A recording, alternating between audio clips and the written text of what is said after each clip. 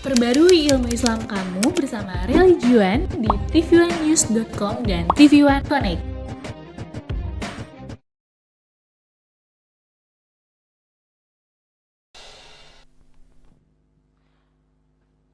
Bismillahirrahmanirrahim. Assalamualaikum warahmatullahi wabarakatuh. A'udzu billahi minasy syaithanir rajim. Bismillahirrahmanirrahim.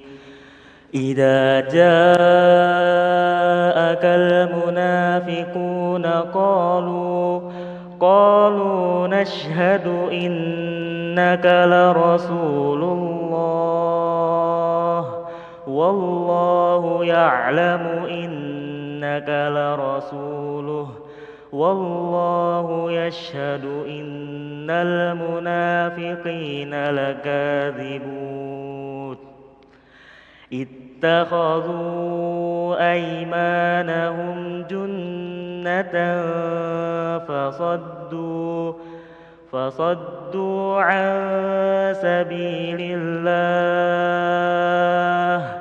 innahum sa'a ma kanu ya'malun. Dzalika bi annahum amanu thumma kafaru fatubi'a ala qulubihim fahum la yafqahun. Sadaqallahul azim. Wassalamualaikum warahmatullahi wabarakatuh. Assalamualaikum warahmatullahi wabarakatuh. Alhamdulillahirabbil alamin. Allahumma shalli ala sayyidina Muhammad wa ala ali sayyidina Muhammad. Segala puji bagi Allah yang kembali mempertemukan kita dalam majelis ilmu Damai Nusaku, dan alhamdulillah dalam kesempatan kali ini kita bersiaran langsung dari Masjid Al-Muhajirin Senturi 2 Pekayon Jaya Bekasi. Pemirsa, dalam episode kali ini kita akan mengangkat satu tema yang sangat menarik sekali yang patut kita dengarkan baik-baik, nasihat dari para guru-guru yang telah hadir bersama kita, Ustadz Syarif Manaji, kemudian Ustadz Ahmad Han, yang akan menjelaskan tentang penyakit yang sangat berbahaya yang disebut dengan munafik.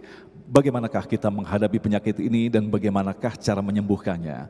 Itulah tema yang kita angkat dalam kesempatan kali ini, mengenal tanda dan bahaya orang munafik. Dan seperti biasa, bagi Anda pemirsa yang di rumah, kami persilakan Anda mengirimkan pertanyaan berkaitan dengan tema ini di Instagram @damai_tv1 dengan hashtag munafik. Sedangkan bagi Bapak dan Ibu dari Masjid Al-Muhajirin, silahkan dipersiapkan pertanyaannya. Insya Allah nanti kita siapkan 3 segmen untuk berdiskusi tentang bagaimanakah menghadapi penyakit yang sangat luar biasa ini, yaitu munafik.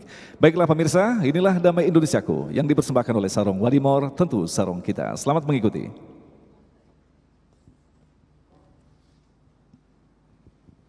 Assalamualaikum warahmatullahi wabarakatuh.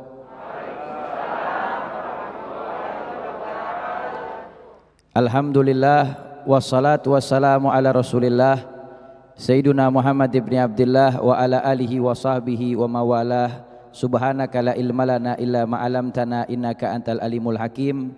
Ya Fatah ya Alim, iftah alaina futhwal arifin wa faqihna fid din wa alimna ta'wil wahdina ila sawa'is sabil walhamdulillahi rabbil alamin. Hadirin wal hadirat, jamaah Damai Indonesiaku TV1 dimanapun Anda berada.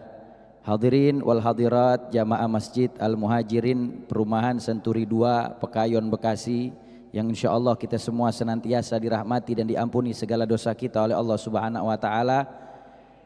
Pada pertemuan kita kali ini kita akan bicara tema yang menarik, yaitu pengertian dan tanda-tanda orang munafik. Kita akan pelajari terlebih dahulu apa definisi daripada nifak. An-nifak lugatan mayadulu alal ikhfa wa adamul idhar. Nifak atau sifat nifak,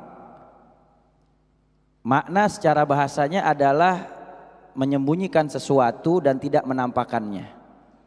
Wa amma nifak istilahan, adapun nifak secara istilah maknanya adalah idharul Islam wa ikhfaul kufur wa satarahu, menampakkan keimanan dan menyembunyikan kekufuran, bahkan cenderung menutupinya.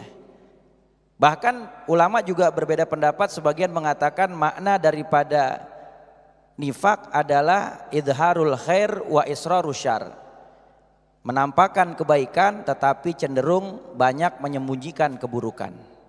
Dan di dalam fikih dijelaskan bahwasanya nifak ini terbagi dua. Begitu juga di dalam tauhid ulama menjelaskan bahwasanya an-nifaq nau'ani. Nifak itu terbagi dua. Yang pertama nifakul akbar wa yusammu nifakul i'tiqadi. Yang pertama adalah nifak yang besar. Dan nifak yang besar ini disebut juga dengan nifak secara i'tikad atau keyakinan. Dan nifak secara keyakinan ini mukhrijan anil millah, bisa menyebabkan orang tersebut keluar dari agamanya, keluar keimanannya, wal iyadzubillah. Ini terjadi di zaman baginda Rasul Nabi Muhammad SAW, sampai-sampai Allah Subhanahu wa taala beritakan di dalam Al-Qur'an, di dalam surah An-Nisa di ayat 145, kata Allah Subhanahu wa taala, innal munafiqina fi darkil asfali minan nar walan tajida lahum nasira. Sesungguhnya orang munafik yang mereka itu menyembunyikan kekufuran mereka, menampakkan keimanan, keislaman mereka, maka mereka tempatnya adalah di dasar keraknya neraka jahanam, dan tidak ditemukan bagi mereka siapapun yang menolong mereka. Lalu kemudian yang kedua, nifakul asghar, yaitu nifak yang kecil. Wa yusama nifakul amali. Dan nifak kecil ini disebut juga dengan nifak amal. Apa yang dimaksud dengan nifak amal? Nifak amal adalah seseorang yang menyembunyikan keburukan yang dia miliki, tapi cenderung memperlihatkan di hadapan siapapun kebaikan yang dia lakukan. Seolah-olah di hadapan orang dia ingin terlihat orang yang soleh, rajin menjalankan perintah Allah, tetapi di saat tidak ada orang lain yang menyaksikan, maka dia meninggalkan kewajiban-kewajiban yang Allah fardukan, bahkan melakukan kemaksiatan yang di hadapan orang lain dia tidak lakukan. Ini yang dimaksud dengan nifakul amali. Dan ini banyak sekali macam-macamnya. Ada nifak, ada munafik. Nifak adalah sifat, tetapi munafik orang yang memiliki sifat nifak. Adapun munafik adalah alladzi yukhalifu qaulahu fi'lahu. Orang yang ucapannya tidak sama dengan perbuatannya, itu orang munafik. Wasirrahu alaniyatahu. Sesuatu yang dilakukan ketika tidak ada orang, berbeda dengan yang dilakukan di saat disaksikan orang. Dan itu adalah ciri orang yang munafik. Dan jelas di dalam hadis sahih riwayat Imam Bukhari wa Muslim yang datang daripada sahabat Abu Hurairah, hadis yang masyhur, Rasul bersabda bahwasanya ayatul munafik thalathun. Ciri orang munafik itu ada 3. Ciri orang munafik tandanya ada 3. Yang pertama, idza hadatsa kadzaba. Kalau dia bicara seringannya dusta, berbohong. Dan bohong ini adalah maradun khabis, penyakit yang berbahaya, penyakit yang keji. Idza ta'awadal insan al-kadzibu, maka ketika seseorang itu dia sudah mulai membiasakan dirinya untuk berbohong, ketika dia berbicara, ketika berdusta, dia sudah biasakan dirinya untuk berbohong, maka so'iba alaihil iqla'u anhu, susah baginya untuk menghilangkan kebohongan tersebut. Hati-hati, baginda Rasul Nabi Muhammad SAW udah ingetin di dalam hadis riwayat Imam Bukhari dan Imam Muslim. Apa kata Rasulullah? Alaikum bisidqi, fa inna sidqa yahdi ilal bir, wal bir yahdi ilal jannah, wa ma yazalu rajul yasduqu wa yataharra sidqa hatta yuktab indallahi siddiqan. Kata Rasulullah SAW, hendaknya kalian itu berkata jujur, karena kejujuran itu bisa membawa orang tersebut kepada kebaikan, kebaikan menuntunnya kepada sorga. Dan orang yang selalu berkata jujur dan memelihara kejujuran, maka niscaya dia akan dicatat oleh Allah Subhanahu wa taala sebagai orang yang jujur. Tetapi Nabi udah kasih peringatan sama kita. Kata Rasulullah, wa iyyakum wal kadzib. Tapi hati-hati kalian, jangan kalian berbohong, jangan kalian berdusta. Fa innal kadzib yahdi ilal fujur wal fujur yahdi ilan nar wa ma yazalu rajul yakdzibu wa yataharral kadziba hatta yuktab indallahi kadzaban. Ketika seseorang dia selalu berdusta, berbohong, maka kebohongan itu akan membawanya kepada kemaksiatan, perbuatan dosa, dan perbuatan dosa yang dia lakukan akan menyeret dia masuk dalam nerakanya Allah Subhanahu wa taala. Dan orang kalau sudah sering berbohong, selalu memelihara kebohongan, pasti akan dicatat oleh Allah Subhanahu wa taala sebagai pembohong, pendusta, wal iyadzubillah. Hati-hati. Makanya jangan biasain kita bohong.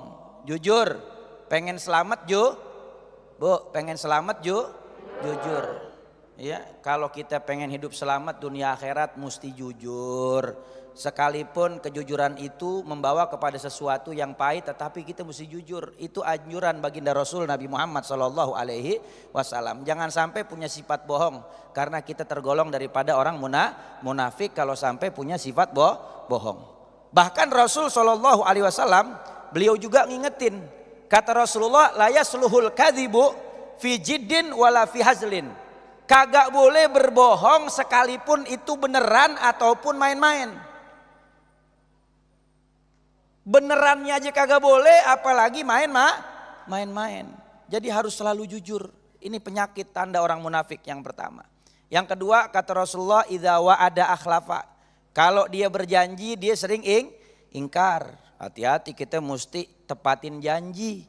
Kata Allah di dalam Al-Quran, wa aufu bil ahdi innal ahda kana mas'ula.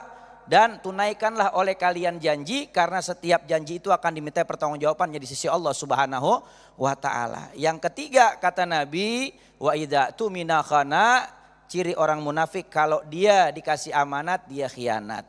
Ini sebagian kecil, masih banyak lagi ciri orang munafik, diantaranya al-ghish, yaitu dia berdusta, yaminul ghamus, dia sumpah palsu, syahadatuz zur, saksi yang bohong, lalu kemudian suudzon. Ini termasuk daripada bagian-bagian berbohong yang termasuk daripada ciri orang munafik. Maka jauhkan dari diri kita, insya Allah kita akan selamat dunia dan akhirat. Pesannya baginda Rasul Nabi Muhammad SAW, kalau kita mau jauh daripada sifat munafik yang ada dalam diri kita, rajin-rajin duduk di majelis ilmu sehingga kita bisa mengobati penyakit hati dan sifat-sifat munafik dengan duduknya mendengar nasihat-nasihat ulama. Mudah-mudahan Allah jauhkan kita daripada sifat munafik, Allah tetapkan iman dan Islam kita. Amin amin ya rabbal alamin. Amin ya rabbal alamin. Baik, terima kasih Ustadz. Itulah tadi pemirsa yang dirahmati Allah, sebuah mukadimah yang sangat jelas sekali bahwa kita wajib untuk mencermati penyakit yang bisa saja menimpa diri kita. Lantas apakah bahayanya dan juga balasan bagi orang-orang yang mengidap penyakit munafik? Insya Allah Kiai Syarif Manaji akan menjelaskan kepada kita. Selepas pesan-pesan berikut ini tetaplah bersama kami. Damai Indonesiaku yang dipersembahkan oleh Sarung Wadimor, tentu sarung kita. Terima kasih pemirsa, masih bersama kami Damai Indonesiaku yang mengangkat tema tentang munafik dalam